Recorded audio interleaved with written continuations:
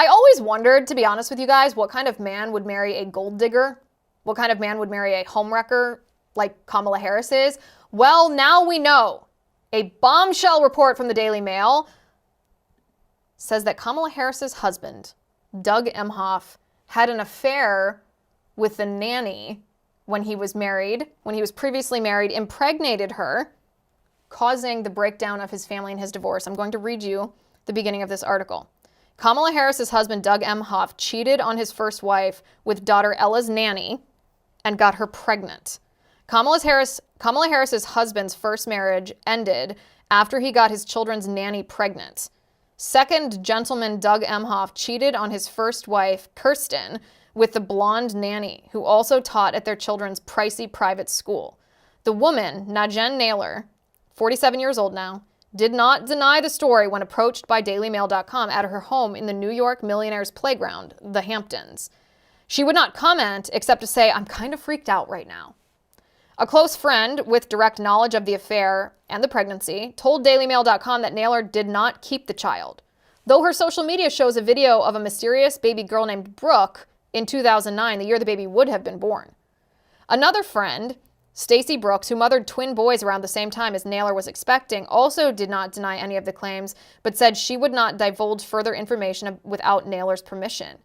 The incendiary news is said to be causing panic in Harris's campaign, just as she has overtaken Donald Trump at several polls as she ramps up her final push to win over voters in November. Boom, boom. Emhoff's spokesperson, Lisa Acevedo, did not immediately reply to requests for comment. Kirsten Emhoff put down the phone when asked for comment.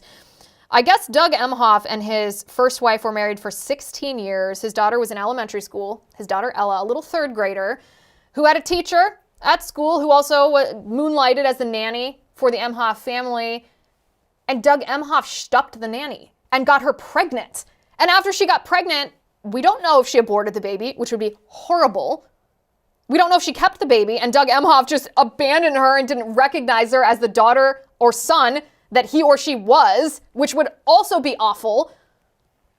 The nanny teacher was forced to quit at the private school where she taught. She fled to New York to get away from this scandal. Did Doug Emhoff force her to flee? Did this school fire her for having an affair with the parent of one of the students? Where's the mainstream media telling us what an awful pig this man is? Because that's what I've been told.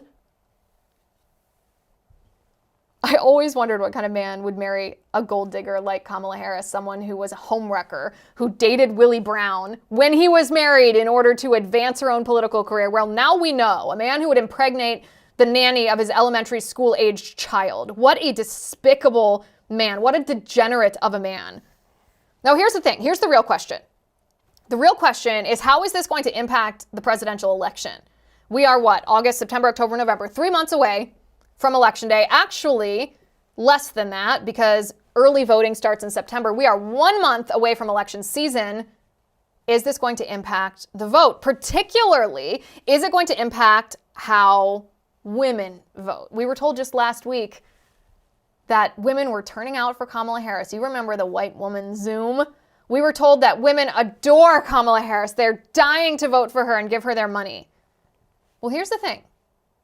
Think back just a few months ago to when reports surfaced that Hunter Biden was not acknowledging his love child, you know, the baby that he had with a stripper, the little girl named Navy Joan.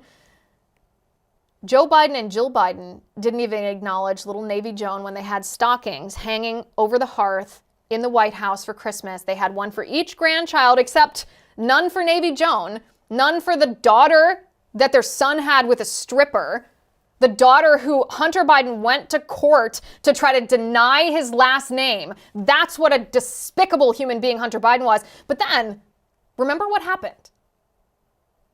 After reports that Hunter Biden went to court to try to deny Navy Joan the Biden last name, even though a DNA test had proved that Hunter Biden was the father of this little girl, again, this girl is going to grow up so damaged, so wrecked, so broken because Hunter Biden, after all the discussion and all the media reports about this, Suddenly, the Joe Biden White House acknowledged Navy Jones specifically in a statement. Why would they do that? Well, they did that because they only do anything out of political expediency. And their polling and surveying showed them that women were disgusted that the Bidens would enable Hunter Biden to be an absent father. Mothers across the country were horrified that this president, who claimed to be for women, who claimed to be for families, was allowing his son publicly to deny his daughter. And so Joe Biden pretended that they are just allowing Joe Biden and the mother of this baby to work things out. But that's not the real story. The real story is that they knew that they couldn't turn off this demographic of women voters. So what about now? How does this same principle apply to Kamala Harris's husband's scandalous background? The fact that he impregnated a nanny, a teacher at his child's elementary school. The woman didn't keep the baby, we don't think. I don't know what that means. There's no reports that this baby was given for adoption. Was this baby aborted? Was this teacher pressured into aborting this baby? Did she have this baby and Doug Emhoff, Kamala Harris's husband, just refused to take part in this baby's life? Is this daughter of Doug Emhoff walking around somewhere? We don't know the answer to that. But do the women of America care? Let me tell you something. The women of America will care if they hear about it. If the mainstream media is not successful in stifling this story, the women of America will care. Tell this story. We heard last week from some Republican strategists that we shouldn't be talking about Kamala Harris being a DEI president, that we shouldn't be talking about Kamala Harris sleeping her way to the top, because that's just too personal. Let's keep it on policy, we're told by Republican strategists who are experts in losing. We are told never talk about these sort of things if Donald Trump is the nominee because of his storied past. This, of course, is just their way of making sure that the Democrats stay in power, these Republican strategists. Don't listen to a word they say. Don't believe a word they say. If Hunter Biden's love child did not play well with women voters, neither will this. In fact, we know exactly how this is landing because there was a Trump rally over the weekend, and at this Trump rally, a black woman who supports Trump just reamed Kamala Harris on her history, on the fact that she slept her way to the top. And I'm going to show you this video first, and then I'm going to tell you exactly how the Trump campaign should frame every single attack against Kamala Harris. Watch the video first. They don't want to talk policy. They just want to use propaganda to steal your vote. The left is trying to tout this woman as a savior for the black community, but all she's done is hurt the black community since she came into the game.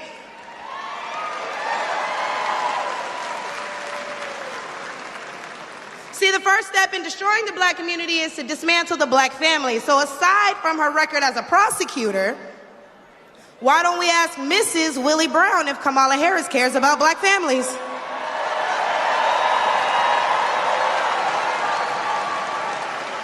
I wonder if Mrs. Willie Brown, a black woman, is also This is how you defeat Kamala Harris. What this woman did is a masterclass in exactly how you attack Kamala Harris. Because you focus on her policy. We're not going to stoop to the level of the left. You're going to focus on policy. Kamala Harris supports policies that are destructive to the black family. And then she lives it. Her personal life is an example of her politically supporting policies that are destructive to the black family, because Kamala Harris herself destroyed a black family. This is a masterclass in how to attack Kamala Harris, because we know voters are emotional. We are emotional beings as human beings. Emotional stories resonate with us. That's why when there's a particular advertisement that tells a touching story, it moves our hearts. It impacts the way that we think. Sometimes it even motivates us to behave in a certain way or not to behave in a certain way. So using a story that elicits an emotion, showing Kamala Harris being a side chick, entering into a relationship with a 60-year-old man when she was in her 20s to sleep her way to the top to advance her career. It's gross. But it's not just criticizing someone for their past behavior. It's an example of the moral character of Kamala Harris, who takes that degeneracy that she displayed in her personal life and applies it to politics to hurt your family. The way that Kamala Harris should be attacked is she should be labeled for exactly what she is. She is cruel. She is cruel to black families. She is cruel to women. She is cruel to children. She is cruel to migrants. She is cruel to our society. She is coldly calculating. She will use and abuse and manipulate people for her own political gain. She will break down a marriage, wreck a home to get a job that she wants. And she's a communist. Her policies clearly show she despises the American ideal. She despises liberty. She despises you and me. The story about Doug Emhoff, it's just another example of the lack of morality that Democrats want to force on us.